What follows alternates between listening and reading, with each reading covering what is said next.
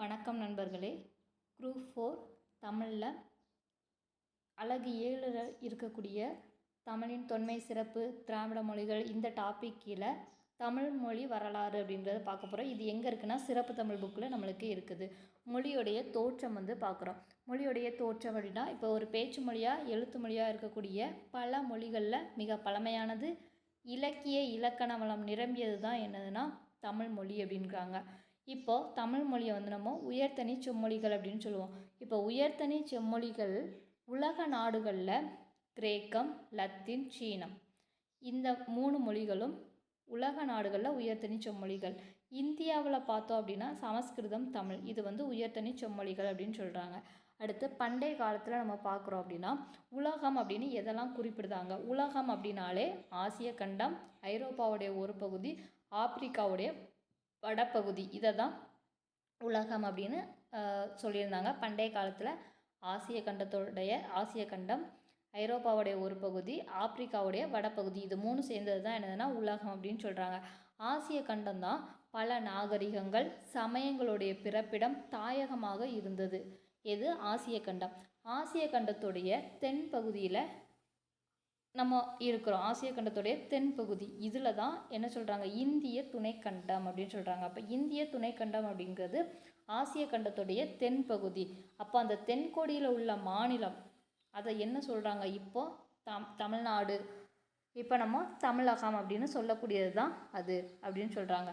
அதுக்கப்புறம் தமிழ் மக்களுடைய தாய்மொழி என்னென்னா தமிழ். தமிழ் மொழியை தாய்மொழியாக கொண்டவர்கள் யார்? தமிழர்கள். அதை தான் அங்கே சொல்லியிருக்காங்க. தமிழ் மொழி எப்படி தோன்றி வளர்ந்துருக்கு அதுதான் தமிழ் மொழி வரலாறு அப்படின்னு சொல்கிறாங்க. மொழி அப்படின்னா என்ன? பேசுதல், சொல்லுதல் இப்படி தரக்கூடிய பொருள் தான் என்னதுன்னா மொழி அப்படின்னு சொல்கிறாங்க. பேசுதல், சொல்லுதல் இதை தான் மொழி அப்படின்னு சொல்கிறோம். அதுக்கப்புறம் கருத்து பரிமாற்றம் செய்து கொள்வதுக்கு தான் மொழி அப்படின்றது தேவைப்படுது. கருத்து பரிமாற்றம் செய்து கொள்ள. அப்புறம் பார்க்குறோம் தமிழ் மொழி அப்படிங்கிறது காலந்தோறும் பெற்றுள்ள, அதாவது மாற்றத்தையும் வளர்ச்சியையும் குறிப்பிடுறது தான் தமிழ் மொழி வரலாறு. இதுக்கு முன்னாடி இருந்ததை விட இப்போ அது எவ்வளோ மாற்றம் அடைந்திருக்கு, அது எவ்வளோ வளர்ச்சி அடைந்திருக்கு இதெல்லாம் சொல்லக்கூடியது தான் என்னென்னா தமிழ் மொழி வரலாறு அப்படின்னு சொல்கிறோம். வரலாற்று மூலங்கள் என்னென்னு பார்க்குறோம். அதாவது தமிழ் மொழி வரலாற்று அறிவதற்கு சில மூலங்கள் இருக்குது. என்னென்னு பார்ப்போம். இலக்கியங்கள், இலக்கணங்கள், உரையாசிரியர்கள், வெளிநாட்டார் எழுதிய இலக்கணங்கள், அகராதிகள், கல்வெட்டுகள், பிறமொழி கல்வெட்டுகள், அயல்நாட்டார் குறிப்புகள், கிளைமொழிகள் இது எல்லாம் தான் ஒரு அறிஞர் சொல்கிறதுக்கான ஒரு வரலாற்று மூலங்கள். இதில் ஒன்று ஒன்றா பார்ப்போம். ஃபஸ்ட்டு நம்ம பார்க்கக்கூடியது இலக்கியங்கள். இலக்கியங்கள் அப்படின்னா என்னென்னா தமிழ் இலக்கியங்களில் மிக தொன்மையான சங்க இலக்கியங்கள் முதல் இப்போ இருக்கக்கூடிய புதினங்கள் வரை எல்லாம் என்ன சொல்லுது, மக்கள் பயன்படுத்திய அந்த மொழி கூறுகளை ஒரு ஆவணமாக அது நம்மளுக்கு தருது அப்படின்னு சொல்கிறாங்க. அதுக்கப்புறம் என்னென்னா ஒரு சொல்லுடைய பொருள் மாற்றத்தை மட்டும் இல்லாமல் அதோடைய வரி வடிவ மாற்றத்தையும் இலக்கியங்கள் பதிவு செய்துள்ளன அப்படின்னு சொல்கிறாங்க. நேரிழையார் கூந்தலிலோர் புள்ளிபெறின் நீள் மரமாம் நீர்நிலையோர் புள்ளிபெறின் நெருப்பாம் இது தண்டி அலங்காரத்தோடைய ஒரு மேற்கோள் அடிகள். இதில் என்ன சொல்கிறாங்க அப்படின்னா நேரிழையார் கூந்தல் அப்படின்னா பெண்களுடைய தலைமுடியை அங்கே சொல்லியிருக்காங்க. ஓதி ஏரி அப்படின்றது ஒரு நீர்நிலையுடைய பெயர்.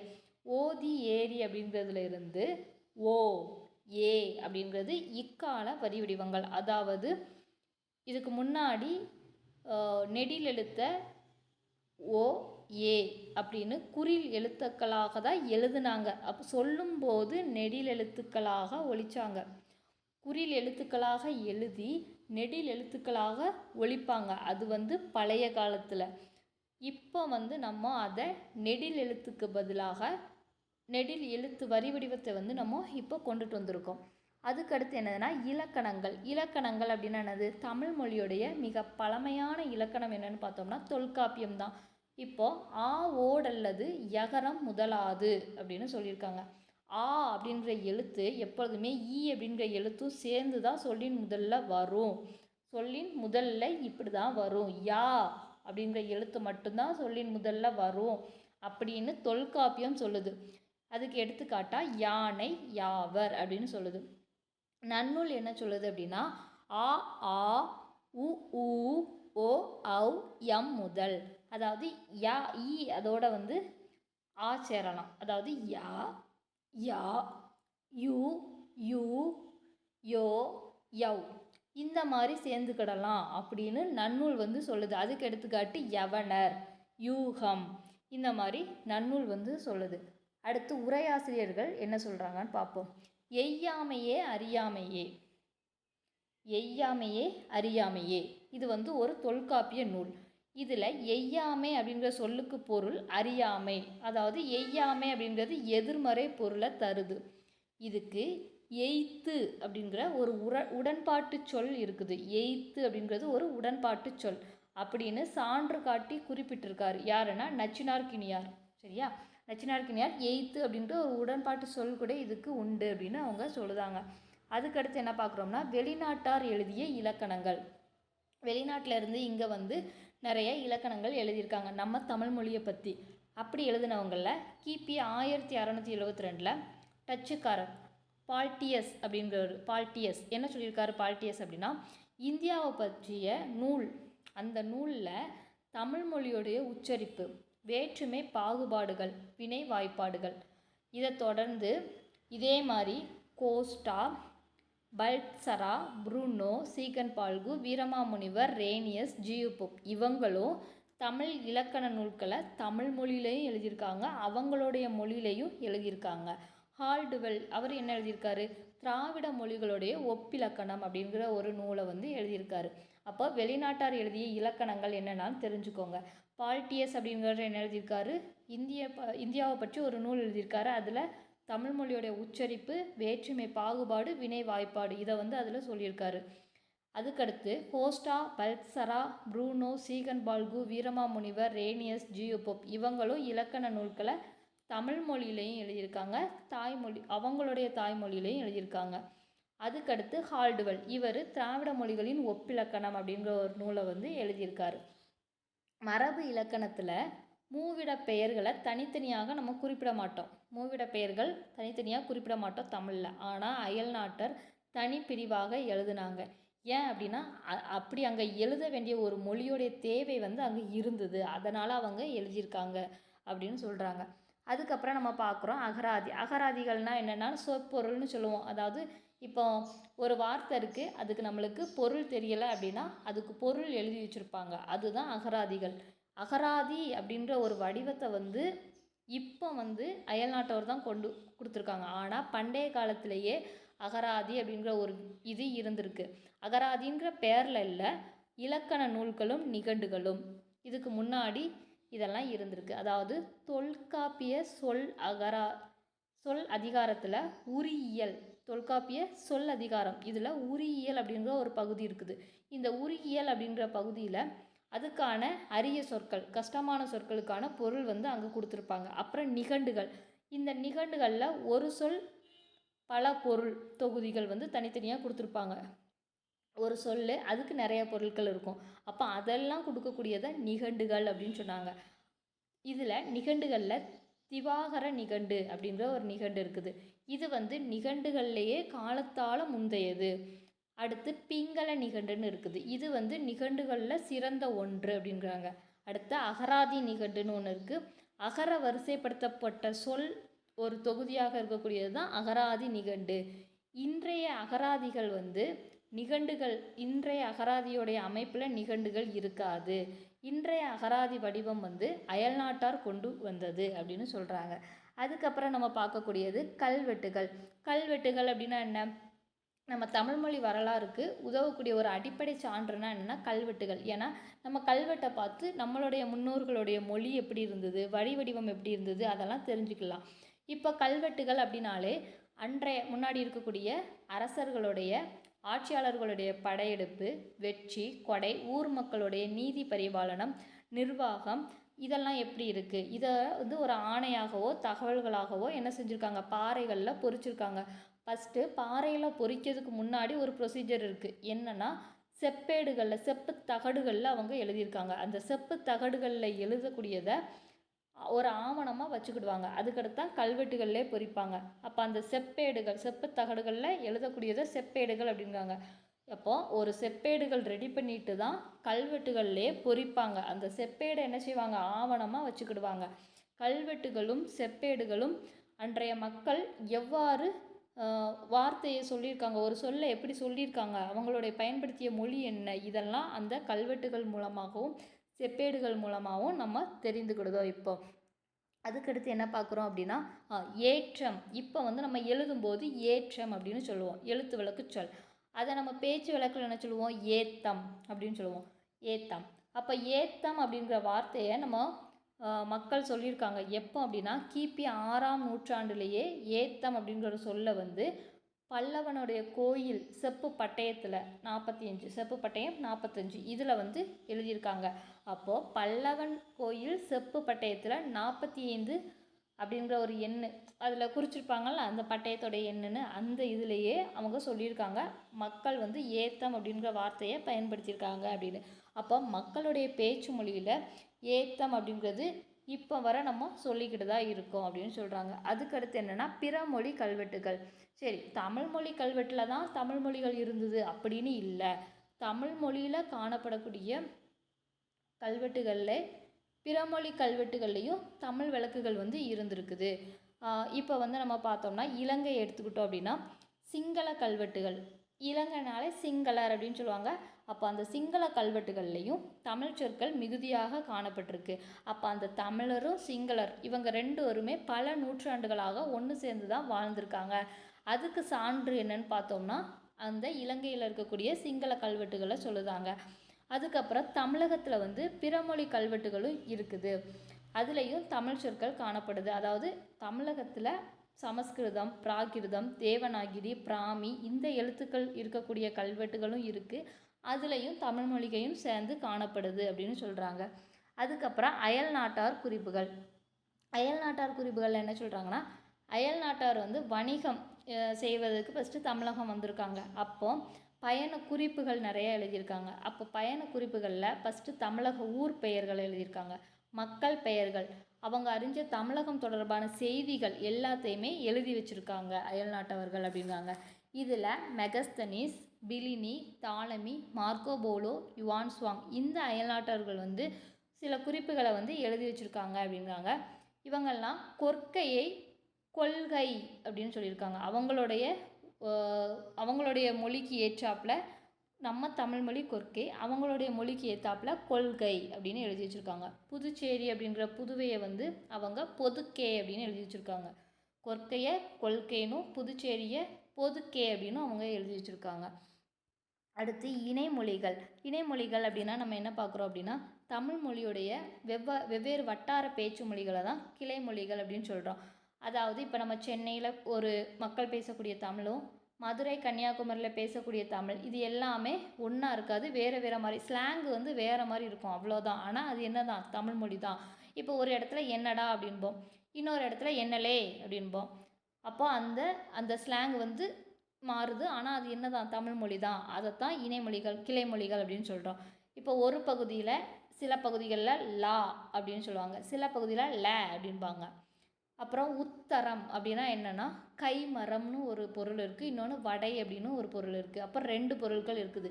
அப்போ இரு பொருள் தரக்கூடிய ஒரு சொல் இணைமொழியும் வழக்கத்தில் இருக்குது அப்படின்னு சொல்லியிருக்காங்க. அதுக்கப்புறம் நம்ம என்ன பார்க்குறோம் அப்படின்னா குடும்ப மொழிகள். குடும்ப மொழிகள் அப்படின்னா கிளை மொழிகள் குடும்ப மொழிகள்னு 2 இருக்குது.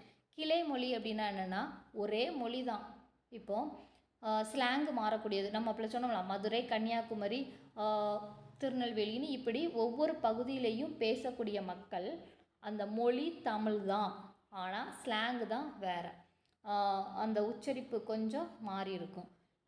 இது வந்து கிளை மொழி. குடும்ப மொழினா அப்போ என்ன, நெடுங்காலத்துக்கு முன்னாடியே இப்போது தமிழ் மொழியிலிருந்து தாய்மொழியை விட்டு, இப்போ தமிழ் மொழி தாய்மொழின்னு வச்சுக்கோங்க, அதில் இருந்து விலகி பிரிந்து சென்றது தான் தமிழ், மலையாளம், கன்னடம். அப்போது அதை தான் என்ன சொல்கிறாங்க, இதெல்லாம் சேர்ந்தது அப்போ என்னது, ஒரு குடும்ப மொழி. இதை தான் குடும்ப மொழி அப்படின்னு சொல்லுதோம். தமிழ், கன்னடம், தெலுங்கு, மலையாளம், துளு இது எல்லாம் ஒரே குடும்ப மொழி. இப்போ இந்தியாவிலையும் எடுத்துக்கிடுவோம், உலகத்துலையும் எடுத்துக்கிடுவோம்.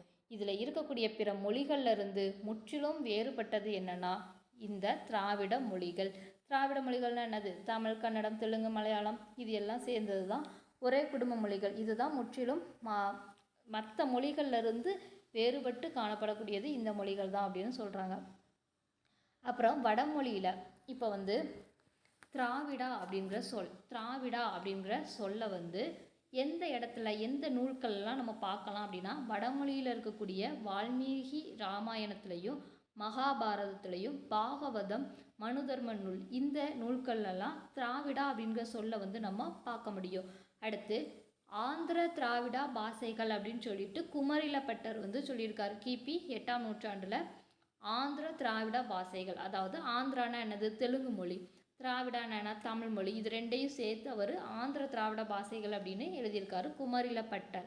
அடுத்து கிபி 1573 தாரநாத் அப்படிங்கிறவர் என்ன சொல்லியிருக்காருன்னா, தமிழ் மொழியை திரமிழா அப்படின்னு சொல்லியிருக்காரு. திரமிழா எதில், புத்தம நூல் அப்படிங்கிற ஒரு நூலில் திரமிழா அப்படின்னு யார் சொல்லியிருக்கா, தாரநாத் அப்படிங்கிறவர். அப்போ தாரநாத் அப்படிங்கிறவர் தமிழை வந்து திரமிழா அப்படின்னு புத்தம நூலில் சொல்லியிருக்காரு. அதுக்கடுத்து இப்போ நம்ம தென்னாட்டு மக்கள், நம்ம எல்லாரும் தென்னாட்டு மக்கள், நம்மளை வந்து வடநாட்டு மக்கள் எப்படி சொல்லியிருக்காங்கன்னா மதராசி அப்படின்னு சொல்லியிருக்காங்க. அப்போ மதராசி அப்படின்னு தென்னாட்டு மக்களை யார் கூப்பிட்ருக்காங்க, வடநாட்டு மக்கள் வந்து சொல்லியிருக்காங்க. அதே மாதிரி திராவிடர் அப்படின்னு கூட சொல்லியிருக்காங்க அன்னைக்கு தமிழர்களை. இப்போது திருஞான சம்பந்தர் இவரை வந்து திராவிட சிசு அப்படின்னு யார் சொல்லியிருக்கா அப்படின்னா சங்கராச்சாரியார் வந்து சொல்லியிருக்காரு. திராவிட சிசு அப்படின்னு திருஞான சம்பந்தரை யார் சொல்லியிருக்கா, சங்கராச்சாரியார் வந்து சொல்லியிருக்காரு. அதுக்கடுத்து திராவிடர் அப்படிங்கிற சொல்ல வந்து பொதுவாக வந்து தென் இந்தியரையும் அவங்க இருக்கக்கூடிய தமிழர்களையும் சொல்லக்கூடியது தான் திராவிடர் அப்படின்னு சொல்லியிருக்காங்க. திராவிட மொழி வந்து தமிழ், கன்னடம், தெலுங்கு இந்த மொழிகளும் சிறப்பாக தமிழ் மொழியையும் சேர்த்தது தான் திராவிட மொழி அப்படிங்கிறது அதை சொல்லுதாங்க. அதுக்கடுத்து திராவிட மொழி அனைத்திற்கும் மூலமொழி எது அப்படின்னு ஒரு கேள்வி வருது. திராவிட மொழிகள் அனைத்திற்கும் மூலமொழி எது அப்படின்னு ஒரு கேள்வி வருது. இதில் 2 வேறு கருத்துகள் வந்து காணப்படுது. ஒரு கருத்து என்னன்னா, தமிழ் தான் திராவிட மொழிகளுக்கெல்லாம் தாய்மொழி அப்படின்ற ஒரு கருத்து. இன்னொரு கருத்து என்னன்னா, தமிழ் உள்ளிட்ட திராவிட மொழிகளுக்கு எல்லாம், அந்த தமிழ் உள்ளிட்ட மற்ற தமிழ், தெலுங்கு, மலையாளம், கன்னடம் இது எல்லாத்துக்குமே ஒரு மூல மொழி இருக்குது. அது எல்லாத்துக்கும் மூலமொழி. அது என்னதுன்னா தொல் திராவிட மொழி. அப்போ தொல் திராவிட மொழினா என்ன, அதாவது மொஹஞ்சதாரோ சிந்து சமவெளியில் வாழ்ந்த மக்கள் பேசக்கூடிய மொழியை தான் தொல் திராவிட மொழி அப்படின்னு ஹூராஸ் பாரதியார் வந்து சொல்லியிருக்காங்க. இப்போது சிந்து சமவெளி மொழியை வந்து நம்ம தமிழ்னு சொல்லக்கூடாது, பழைய திராவிட மொழின்னு சொல்லக்கூடாது, தொல் திராவிட மொழி அப்படின்னு தான் சொல்லணும்னு ஹூராஸ் பாரதியார் வந்து சொல்லியிருக்காங்க.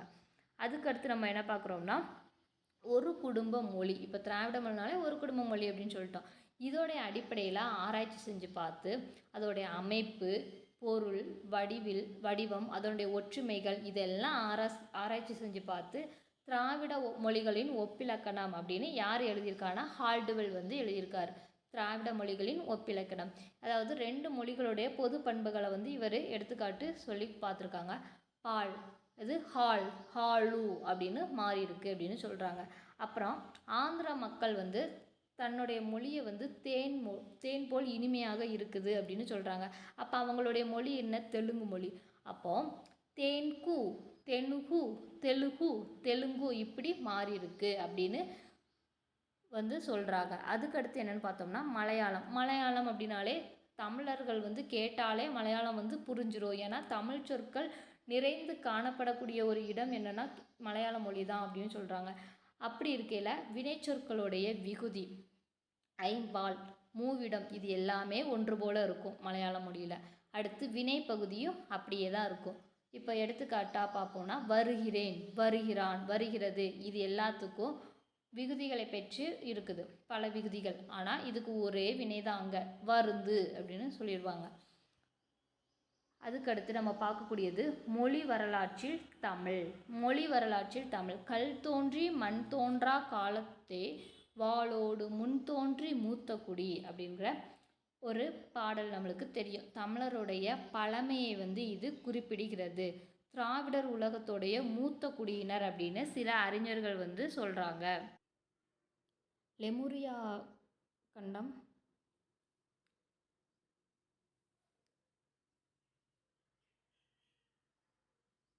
நிலப்பகுதி வந்து குமரி கண்டம் அப்படின்னு சொல்கிறோம்.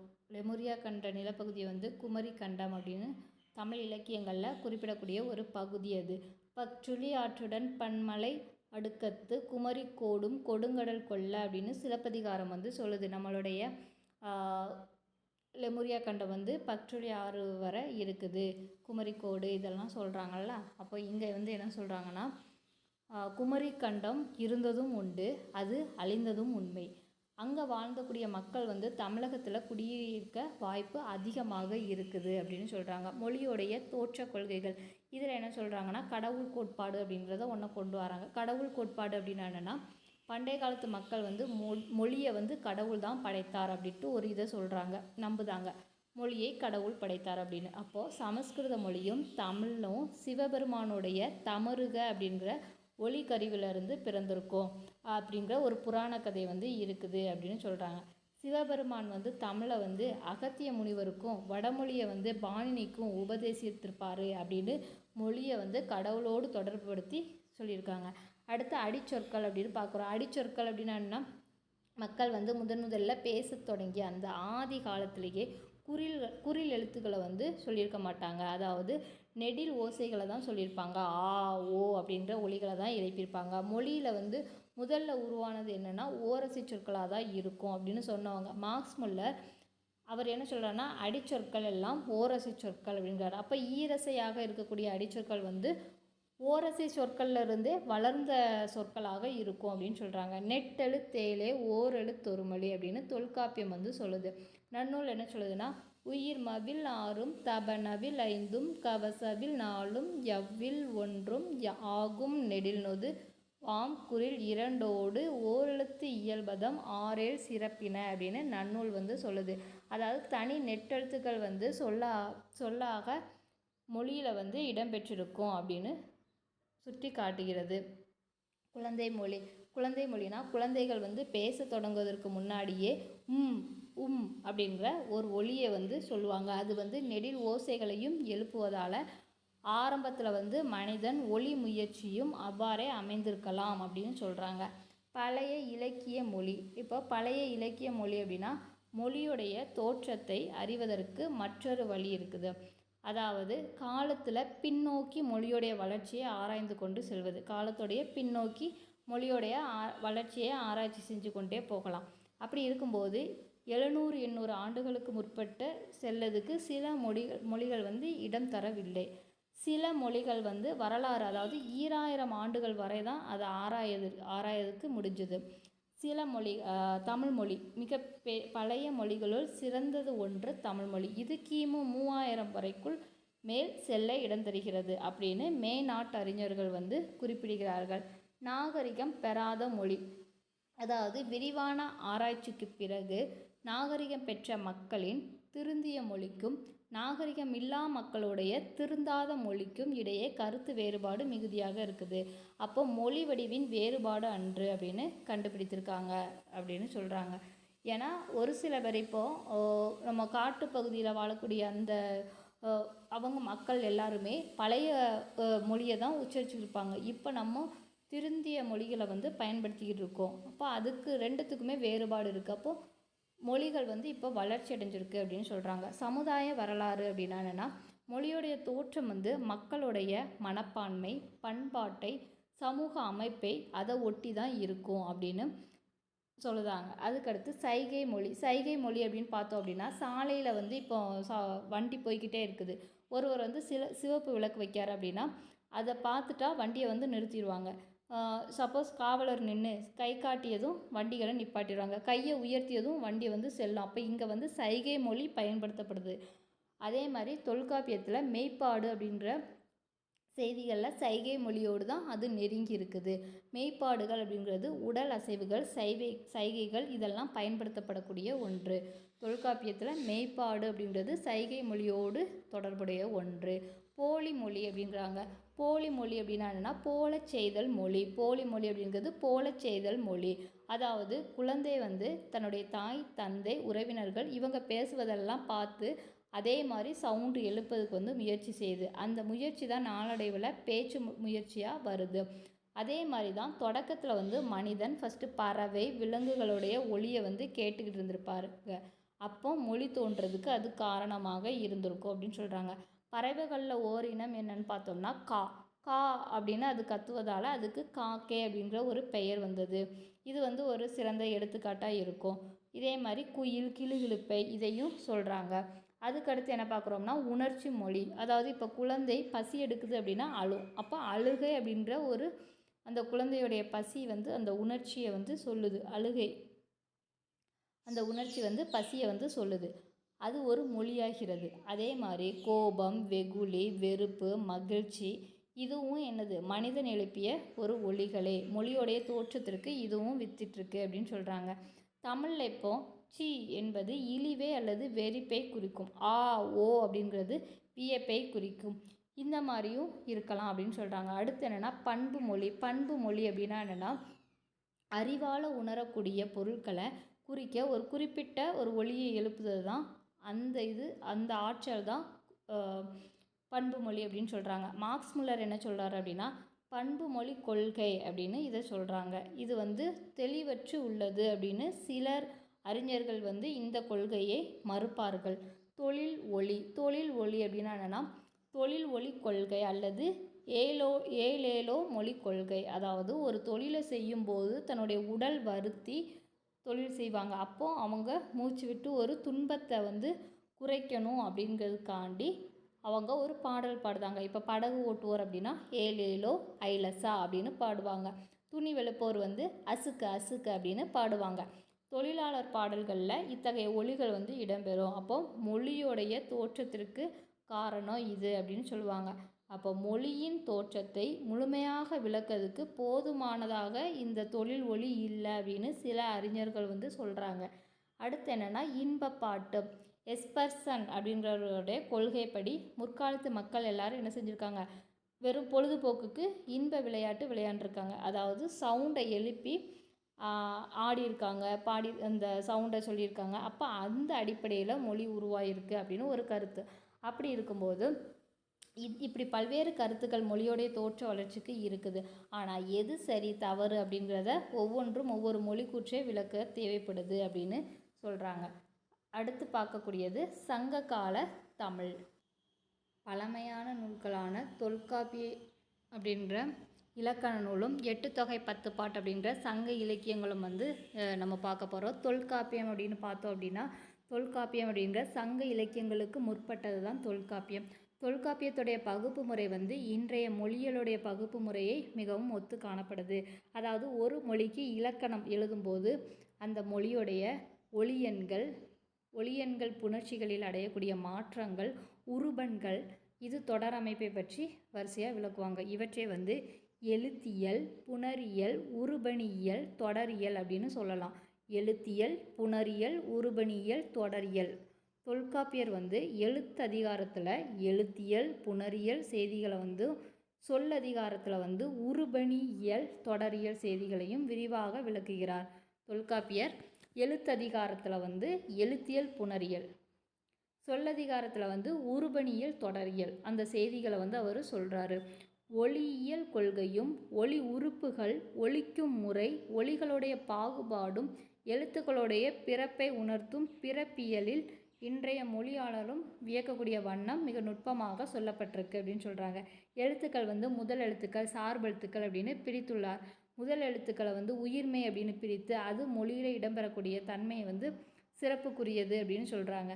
அவர் வந்து மொழி முதல் எழுத்துக்கள் மொழி இறுதி எழுத்துக்கள் அப்படின்னும் மெய்யெழுத்துக்களை உடனிலை மெய்மயக்கம் வேற்றுநிலை மெய்மயக்கம் அப்படின்னும் மாற்று ஒளியாக வரக்கூடிய எழுத்துக்களை பற்றியும் தொல்காப்பியர் வந்து கூறியிருக்காரு அப்படின்னு சொல்கிறாங்க. அதுக்கடுத்து நம்ம என்ன பார்க்குறோம்னா சொற்களை பற்றி பொருள் வேறுபடுத்தக்கூடிய நிலை வகை பற்றி உணர்த்தக்கூடிய பொருள் பற்றி இவர் எங்கே சொல்லியிருக்காருன்னா சொல்லதிகாரத்தில் கிளவியாக்கம் வேற்றுமையியல் வேற்றுமை மயங்கியல் பெயரியல் வினையியல் இடையியல் உரியியல் முதலிய 9 இயல்களாக பிரித்து அவர் ஆராய்ந்துள்ளார். இது வந்து ஒரு பாராட்டுவதற்கு உரியது அப்படின்னு சொல்கிறாங்க. அதுக்கப்புறம் பார்க்கக்கூடியது சங்க இலக்கியம். சங்க இலக்கியம் அப்படின்னாலே 8 தொகை 10 பாட்டு அப்படிங்கிற 2 தொகுதிகளை குறிக்கக்கூடியது தான். இந்த தொகுதியை வந்து 14 மேற்கணக்கு நூல்கள் அப்படின்னு சொல்லுவோம். நற்றிணை, குறுந்தொகை, ஐங்குறுநூறு, அகநானூறு, கலித்தொகை இது வந்து அகப்பொருள். பதிற்று 10, புறநானூறு இது ரெண்டும் புறப்பொருள். பரிபாடல் வந்து அகமும் புறமும் சேர்ந்த நூல். அடுத்து என்ன பார்க்குறோம்னா 10 பாட்டு. 10 பாட்டு அப்படின்னா திருமுருகாற்றுப்படை, புறநாராற்றுப்படை, சிறுபானாற்றுப்படை, பெரும்பானாற்றுப்படை, மதுரை காஞ்சி, மலைபடுகடாம் இது வந்து புறப்பொருள். நெடுநல்வாடை, முல்லைப்பாட்டு, குறிஞ்சிப்பாட்டு, பட்டினப்பாலை இது அகப்பொருள். நெடுநல்வாடையை வந்து புறப்பொருளில் நச்சினார்க்கினியார் வந்து சொல்லுவார். அதுக்கடுத்து என்ன பண்ணுறோம் அப்படின்னா ஆகாரத்தோடு ஆ அப்படின்ற எழுத்தோடு யகரம் தான் மொழி முதல்ல வரும் அப்படின்னு தொல்காப்பியர் சொல்லியிருக்காரு. யா எடுத்துக்காட்டால் யானை, யா அப்படின்ற வார்த்தை மட்டும்தான் பயன்படுத்த முடியும்னு தொல்காப்பியர் வந்து சொன்னார். ஆனால் சங்க இலக்கியங்களில் வந்து யவனர் அப்படின்னு பயன்படுத்திக்கலாம். அப்போது ஈயோடைய ஆ குறியில் ஆ வந்து வருது. யூ ஈயோடைய ஈ ப்ளஸ் ஊ அப்படிங்கிற எழுத்தும் இங்கே வருது அப்படின்னு சொல்லிட்டு சங்க இலக்கியங்களில் வந்து சொல்லியிருக்காங்க. அது மாதிரி மொழி முதல்ல வராத சொற்கள் அப்படின்னு பல எழுத்துக்கள் வந்து சொல்லியிருக்காரு தொல்காப்பியர். ஆனால் சங்க இலக்கியங்களில் வந்து பல எழுத்துக்கள் வந்து வரும் அப்படின்றது மாதிரி சொல்லியிருக்காங்க. இப்போ தொல்காப்பியம் என்ன சொல்லுது அப்படின்னா மூவிட பெயர்களில் நீ ஈர் அப்படின்றது இங்கே வந்து நீர் அப்படின்னு புறம் சொன்னது. நம் அப்படிங்கிறத இங்கே உமக்கு அப்படின்னு சங்க இலக்கியங்கள் வந்து சொல்லுது. நான்கு அப்படிங்கிற சொல்ல வந்து நால்கு அப்படின்னு சொல்லுது சங்க இலக்கியம். தொல் திராவிட சொல் வடிவமாக இதை வந்து மொழியலார் வந்து சொல்கிறாங்க. அடுத்து அலா அல், விடா அல், தொடா அல் அப்படிங்கிற புதிய வினைவாய்ப்பாட்டு வடிவம் வந்து சங்க இலக்கியத்தில் காணப்படுது அப்படின்னு சொல்கிறாங்க. வந்து அப்படின்ற ஒரு இடைச்சொல் வந்து புறநானூரில் காணப்படுது. மன்ற அப்படிங்கிற ஒரு இடைச்சொல் வந்து பெயருக்கு பின்னால் இடம்பெறும் அப்படின்னு தொல்காப்பியர் சொன்னார். மன்ற அப்படிங்கிற ஒரு இடைச்சொல் பேருக்கு பின்னால் இடைபெறும்னு. இங்கே என்ன சொல்லியிருக்காங்கன்னா மாலை வந்ததன்று மன்ற அப்படிங்கிற சங்க இலக்கிய அகநானூரில் சொல்லியிருக்காங்க. வினையின் பின்னர் அது ஒரு வினை, வினைக்கு பின்னாடி வந்திருக்கு அகநானூரில் சொல்லியிருக்காங்க. தொல்காப்பியர் அது பெயருக்கு பின்னால் வரும் அப்படின்னு சொல்லியிருந்தாங்க. இதோடைய சின்ன சின்ன வேறுபாடை மட்டும் நம்ம கொஞ்சம் தெரிஞ்சு படிச்சுக்கிட்டோம்னா நல்லது. வியப்பு, இரக்கம், துயரம், மகிழ்ச்சி இந்த உணர்வுகள் எல்லாம் மொழியியல் பொதுவியல்பு அப்படின்னு சொல்கிறாங்க. சங்க இலக்கியங்களில் துயர உணர்வை வந்து வெளிப்படுத்தக்கூடிய வாக்கியங்கள் மிகுதியாக இருக்குது அப்படின்னு சொல்கிறாங்க. அந்தோ எந்தை அடையா போரில், அதாவது இந்த வினையுடைய வாய்ப்பாடு எப்படி இருக்குன்னா செய்வினை செய்பாட்டு வினை வாக்கியங்களில் அந்த செய்வினை வாக்கியங்கள் தான் அதிகமாக சங்க இலக்கியங்களில் காணப்படுது. பசப்பு அணிந்தன என் கண்ணே அப்படிங்கிறதுக்கு இதுக்கு ஒரு எடுத்துக்காட்டு. தனிநிலை வாக்கியங்கள் வந்து குறைவாகவும் கலப்பு வாக்கியங்களான நீண்ட தொடர்களை மிகுதியாகவும் சங்க இலக்கியங்களில் வந்து காணப்படுகின்றன. நன்றி நண்பர்களே.